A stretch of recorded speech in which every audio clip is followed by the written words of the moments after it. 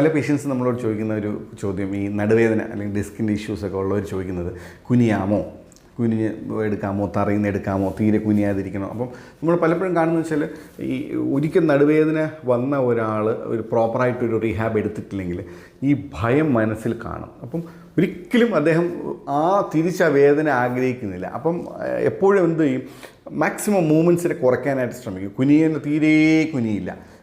താഴെ നിന്ന് ബക്കറ്റിൽ നിന്ന് വെള്ളമെടുത്ത് കുളിക്കുന്ന ആൾ പിന്നെ ബക്കറ്റിൽ വയ്ക്കില്ല, ഒരു സ്റ്റൂൾ വെച്ചിട്ട് അതിൻ്റെ പുറത്ത് വെച്ച് കുളിക്കാൻ ശ്രമിക്കും. തറയിൽ നിന്ന് ഒരു സാധനം എടുക്കില്ല. അപ്പോൾ ഇതെല്ലാം ഒരു കൂടുതൽ സ്റ്റിഫ്നെസ്സിലേക്ക് കൊണ്ടുപോകും. അപ്പം നമുക്ക് ഒരു ഡിസ്ക് എന്ന് പറയുന്നത് ഇങ്ങനെ ചുമ്മാ ഇങ്ങനെ പ്രസ് ചെയ്താൽ ചാടിപ്പോകുന്ന ഒരു സാധനമൊന്നുമല്ല. അത് വളരെ ഹാർഡായിട്ട് അകത്തിരിക്കുന്ന ഒരു സാധനം. നന്നായി ഷോക്ക് അബ്സോർബ്, ബോഡിയുടെ വെയിറ്റൊക്കെ ഷോക്ക് അബ്സോർബ് ചെയ്യുന്ന ഒരു സാധനമാണ്. പക്ഷേ പലപ്പോഴും നമ്മൾ ഇതിനകത്ത് ശ്രദ്ധിക്കേണ്ട ഒരു കാര്യം വെച്ചാൽ ജലം, അതായത് വെള്ളം ഒരുപാട് വേണം ഈ ഡിസ്കിൻ്റെ ഹൈഡ്രേഷൻ നിലനിർത്താനായിട്ട്. അപ്പോൾ അതൊന്ന് നന്നായിട്ട് ശ്രദ്ധിക്കുക. അപ്പോൾ ഈ കുനിയേണ്ട അല്ലെങ്കിൽ സാധനം എടുക്കേണ്ട എങ്ങനെയാണെന്ന് വെച്ചാൽ ഏറ്റവും ഐഡിയൽ വേ എന്ന് പറഞ്ഞാൽ ഞാനത് കാണിച്ചു തരാം. ഏറ്റവും ഐഡിയൽ വേ എന്ന് പറയുന്നത് നമുക്ക് പതുക്കെ കുറച്ച് നമ്മൾ ഫ്രണ്ടിലോട്ട് കുനിഞ്ഞ ശേഷം മുട്ടും കൂടെ മടക്കി സാധനം താഴെ നിന്ന് എടുക്കുക.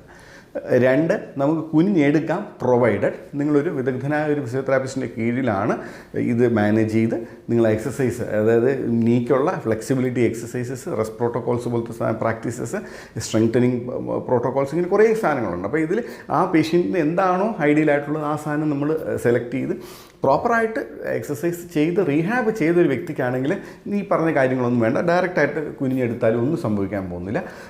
ഇതിന് ഒരു കാര്യം കൂടെ ശ്രദ്ധിക്കാനുള്ളത്, ഈ അതിരാവിലെ നമ്മൾ പല്ല് ബ്രഷ് ചെയ്യുമ്പോൾ സമയത്തല്ല, എപ്പോഴും നമ്മളെന്ന് വെച്ചാൽ ഈ ബ്രഷ് ചെയ്യുമ്പോൾ ഈ തുപ്പലോ പതയോ ദേഹത്ത് വീഴാനുള്ള ടെൻഡൻസി ഉള്ളതുകൊണ്ട് നമ്മളെപ്പോഴും ഇങ്ങനെ ഫ്രണ്ടിലോട്ട് കുനിഞ്ഞായിരിക്കും നമ്മൾ ബ്രഷ് ചെയ്യുന്നത്. അപ്പോൾ ആ സമയത്ത് വീണ്ടും നമ്മളൊരു ഫ്ലെക്സ്ഡ്, ആ സമയത്തൊരു തുമ്മലോ ബുദ്ധിമുട്ടോ എന്തെങ്കിലുമൊക്കെ വന്നാൽ വീണ്ടും ഈ ഡിസ്കിനെ എഫക്റ്റ് ചെയ്യും. അപ്പോൾ ഇൻട്രോ അബ്ഡോമിനൽ പ്രഷർ കൂടുമ്പോൾ ഡിസ്കിനെ തള്ളാനായിട്ടുള്ള ഒരു സാധ്യതയുണ്ട്. അപ്പോൾ ഈ ബ്രഷ് ചെയ്യുമ്പോൾ ഒന്ന് ശ്രദ്ധിച്ചോളുക, ഒന്ന് നിവർന്നിരിക്കാൻ. ടോയ്ലറ്റിൽ നമ്മൾ സ്ട്രെയിൻ ചെയ്തിരിക്കുന്ന സമയത്ത് അപ്പോഴും ഈ ഒരു ടെൻഡൻസി വരാം, കാരണം അവിടെയും ഇൻട്രോ അബ്ഡോമിനൽ പ്രഷർ കൂടുകയാണ്. അപ്പോൾ അങ്ങനത്തെ ചില കാര്യങ്ങളൊന്നും ചെറുതായിട്ടൊന്ന് എല്ലാവരും, ഇപ്പോൾ വന്ന ഒരാളെന്നുള്ള എല്ലാവർക്കും അത് ശ്രദ്ധിക്കാവുന്ന കാര്യമാണ്.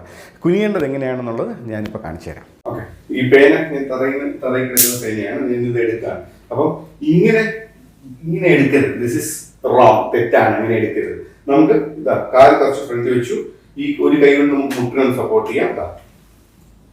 ദിസ് ഇസ് ദ ഈസിയസ്റ്റ് വേ. അതല്ലാന്നുണ്ടെങ്കിൽ നമുക്ക് കുറച്ചുകൂടെ ആരോഗ്യം ഉണ്ടെങ്കിൽ ഈ 2 മുട്ടും ഇങ്ങനെ ഇടാം.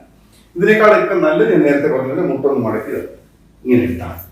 ഇത് ഒരു വശം. 2, നമുക്ക് ഒരു സപ്പോർട്ട് ചെയ്ത് വേണമെങ്കിൽ ഒരു കൈ കൊടുക്കാം, സപ്പോർട്ട് കൊടുത്തിട്ട് ഇങ്ങനെ എടുക്കാം. അത് നമ്മുടെ ഏജ് അനുസരിച്ച് നമുക്കിതിനെ മാറ്റി എടുക്കാം. 2 രീതിയിൽ ചെയ്യാം.